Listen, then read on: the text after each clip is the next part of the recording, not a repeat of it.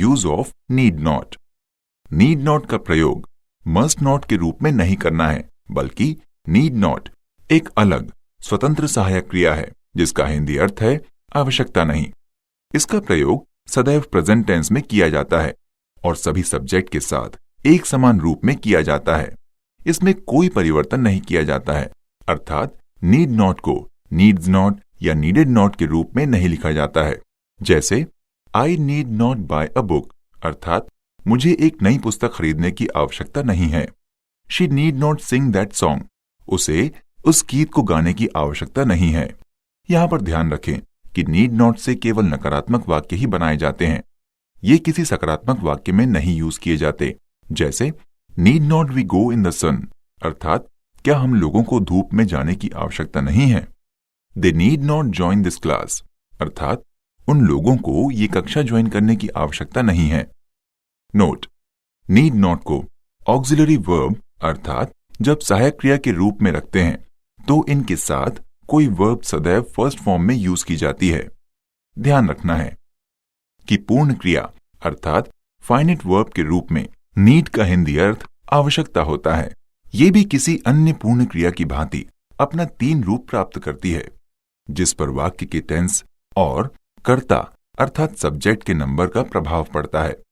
Verb need का first form need है जो प्लूरल नंबर में है। नीड के साथ एस जोड़कर इन्हें सिंगुलर नंबर में यूज करते हैं।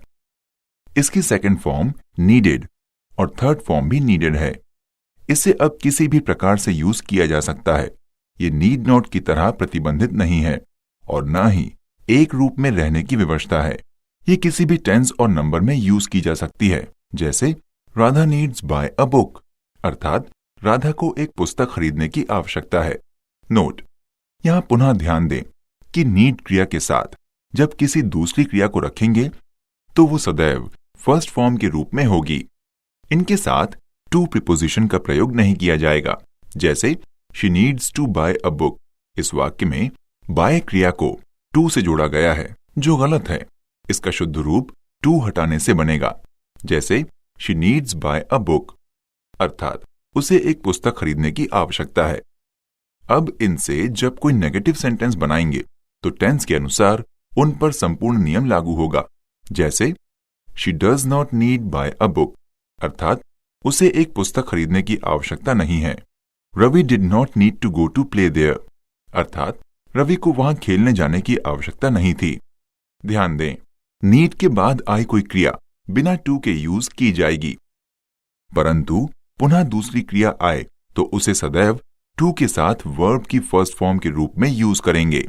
जैसे Ravi needs go to play, अर्थात रवि को खेलने जाने की आवश्यकता है। इस वाक्य में नीड के बाद गो क्रिया को बिना टू के प्रयोग किया गया है, परंतु पुनः जब गो के बाद प्ले क्रिया आई तो उसे टू के साथ जोड़ा गया जो अनिवार्य है।